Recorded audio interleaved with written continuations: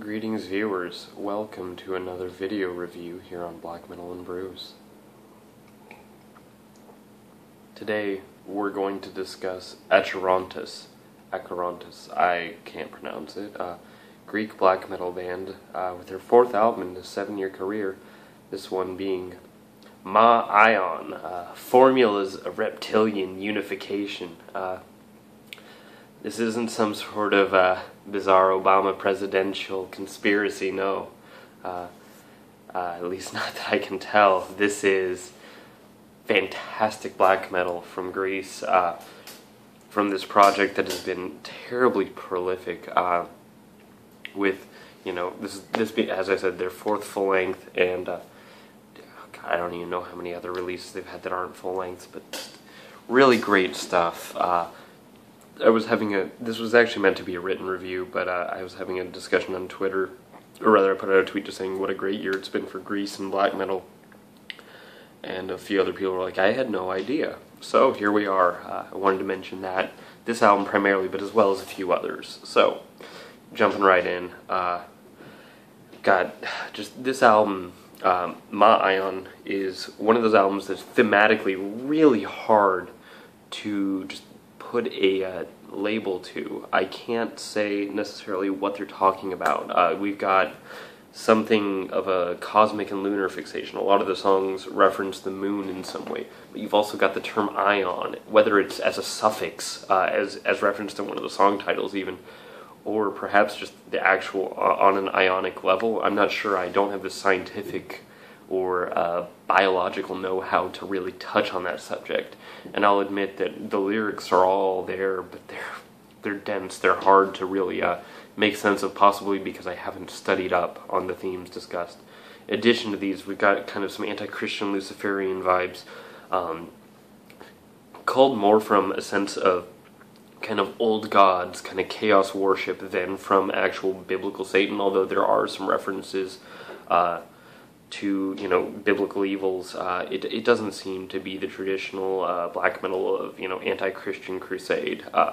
On a sonic level, we got when this album is black metal, and that's something we'll touch on in a second, when we're dealing with black metal on Ma-IoN, Acherontas is giving us this very bombastic, full, intimidating, confrontational, almost war march sort of black metal. To me, it's got all the size and stature that has launched acts like Dimmu Borgir or something to popularity, but without that obnoxious, self-indulgent cheese factor. This isn't symphonic black metal in any way, but it's very large black metal. There are certainly, key hits and, orchestral, I'll say, elements, but they're all to aggressive, direct effect. It's really, it's hard to indicate just the nature of the streamlined, beautiful aggression here. The album itself takes a couple tracks to get started. Not that the opening track or two are not really compelling, but I feel like if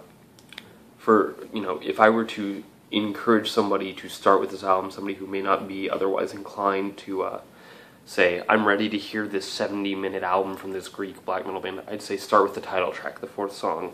The song Ma-IoN, Formulas of Reptilian Unification, has everything you'll encounter on the album, from the just kind of slow-rolling, forceful, kind of off-kilter drumming that sets things into motion, to soaring melodic leads that are not there to be pretty so much as to cut through later in the song. Everything that makes this album wonderful is presented there and in full effect. It's really a fantastic song, although not necessarily even my favorite on the album. Just that's a great place to start. From there on out, the album's motion is constant, but to say that it's a constantly black metal album would be highly inaccurate.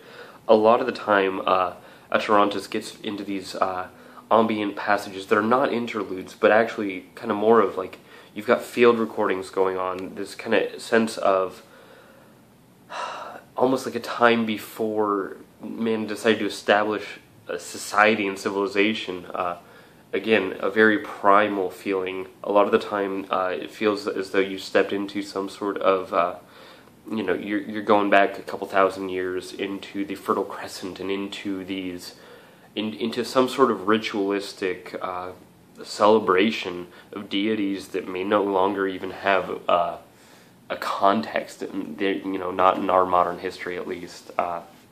You've got the track Shaman and the Waning Moon is a fantastic display. This is almost 8 minutes long, so this certainly isn't meant to be just, a little between songs interlude. No, it's got just a very, crisp and constant sort of drumming, percussive element, droning instrument. I don't think it's a didgeridoo.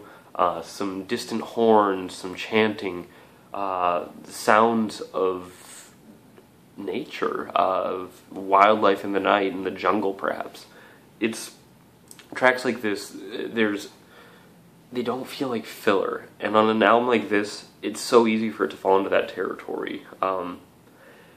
It just works so well. And really, this is an album with a lot of ambition, but it's really well formed, really well executed. You've also got the track, and I've written this just behind the camera because there's no way I was going to remember the full title no matter how many times I've said it. Awakening of Astral Orphic Mysteries, Behind the Eyes of Irida. This is the only track that, there's clearly a lot of speaking, but the lyrics aren't listed in any way. Very interesting song. All the vocals are just this kind of chanted, spoken thing, possibly in Latin, possibly in Greek. I speak neither, I'll admit, but just almost 11 minutes of music, beginning again with 3 minutes of that sort of ritualistic ambient, just great not drifty even, but empty space, neutral, a place from which the band is trying to summon something, it feels, before leading into this just incredible, dazzling, all over the board black metal song, but not a moment of vocals are growled or screamed. It's just chanted, spoken, being delivered. Whatever the message is here, it's really clear that they need to make it understood and enunciated, which makes it all the more interesting that no lyrics are given. I'm very intrigued, and it's honestly probably my favorite track on the album. I wish more black metal sounded that way. For some reason, it's just really well done.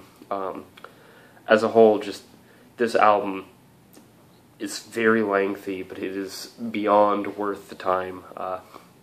My first listen or two, I was very overwhelmed by what was offered up to me, and I'm really glad I took the time to sit with it. This is probably going to be a grower of an album for many of you, unless you're prone to this, just enjoying the Hellenic, bombastic black metal, but dear God, man, it's worth it. Other notable Greek black metal acts coming out with music this year. First, let's talk about Devathorn, which is related to Acherontas in that they share a guitarist, or rather the guitarist of Acherontas, I believe, is possibly the sole creative force in Devathorn.